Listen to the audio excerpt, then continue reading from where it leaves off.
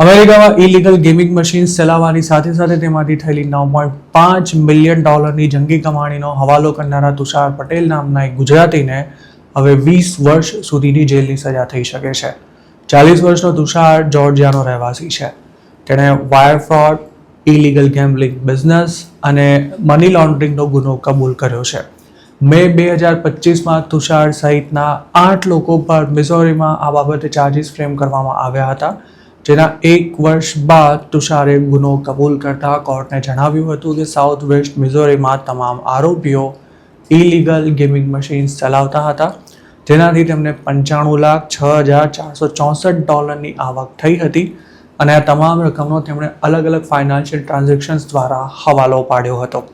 Department of જસ્ટિસના જણાવ્યા અનુસાર Tushar Patel Indian citizen છે, મતલબ કે સજા પૂરી થયા બાદ તેને ડિપોર્ટ પણ કરવામાં આવી શકે છે. તુષાર જે ઇલીગલ ધંધા સાથે સંકળાયેલો હતો તે જુલાઈ 2022થી માર્ચ 2024 સુધી ચલાવાયો હતો. પોલીસે અગાઉ આરોપીઓને ગેમિંગ મશીન્સ બંધ કરી દેવા માટે વોર્નિંગ આપી હતી, પણ દીકતી કમાણીની લાલચમાં તેમણે આ ધંધો ચાલુ રાખ્યો હતો અને હાલ આ તમામ લોકો જેલની હવા ખાઈ રહ્યા છે.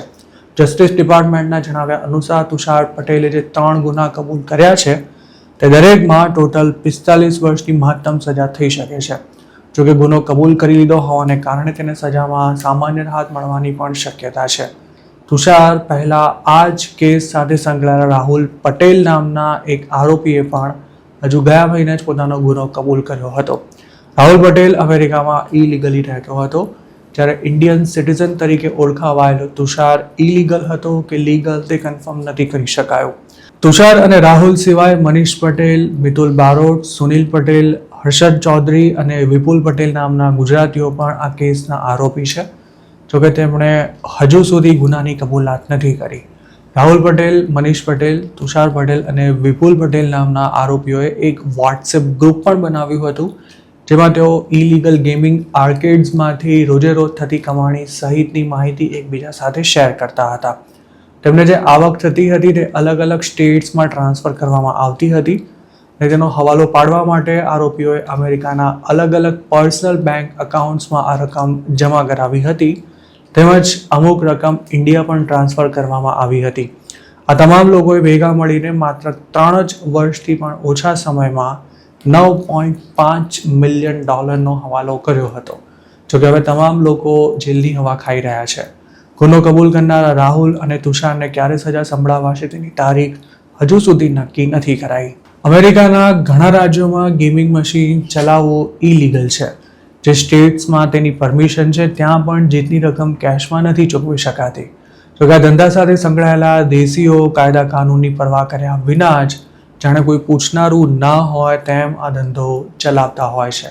કોઈને ત્યાં ઇલીગલ ગેમિંગ મશીન પકડાય તો પણ તેને સામાન્ય સજા થાય છે અને અમુક કેસમાં તો દંડ ભરીને પણ જેલની સજા ટાળી શકાતી હોય છે. જોકે ગેમિંગ મશીન્સમાંથી આરોપીઓએ મોટી કમાણી કરી છે તેવું જો પ્રસ્થાપિત થાય તો તેમની સામે મની લોન્ડરિંગનો ચાર્જ લગાવવામાં આવે છે અને ત્યારે આ મામલો ખૂબ જ સિરિયસ બની જાય છે.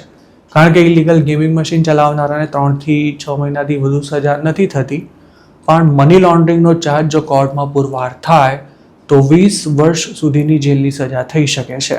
અમેરિકાની પોલીસ કોઈપણ સ્થળે ચાલતા ગેમિંગ મશીનના બિઝનેસ પર રેડ કરતા પહેલા અંડરકવર ઇન્વેસ્ટિગેશન કરી પાક્કા પુરાવા એકત્ર કરતી હોય છે. રાહુલ અને તુષાર પટેલના જ કેસની વાત કરીએ તો તેમને ત્યાં રેડ કરતા પહેલા પોલીસે અંડરકવર એજન્ટ્સે તેમના આર્કેડ પર મોકલ્યા હતા અને તેમણે ત્યાં જે નંબરની કરન્સી નોટ વટાવી હતી તે રેડ દરમિયાન મળી આવતા તેનો પણ પુરાવા તરીકે ઉલ્લેખ કરવામાં આવ્યો હતો. આ ઉપરાંત આવા બિઝનેસ ક્યારે ખુલે છે, ક્યારે ક્લોઝ થાય છે, કેટલા લોકો તેમાં કામ કરે છે, રોજના કેટલા લોકોની અવર જવર થાય છે, તેમજ કેટલા ડોલરનો બિઝનેસ છે તેની વિગતો પણ રેડ પાડતા પહેલાં જ એકત્ર કરી લેવાતી હોય છે. મોટાભાગના કેસમાં જો કોઈ બિઝનેસ પર ઇલીગલ ગેમિંગ મશીન ચલાવતા હોવાનું જાણવા મળે તો પહેલાં તેને બંધ કરવા માટે વોર્નિંગ અપાય છે અને તેમ છતાંય જો ઓનર ધંધો ચાલુ રાખે તો રેડ કરીને ગેમિંગ મશીન જપ્ત કરી લેવાની સાથે બિઝનેસને પણ સીલ કરી શકાય છે.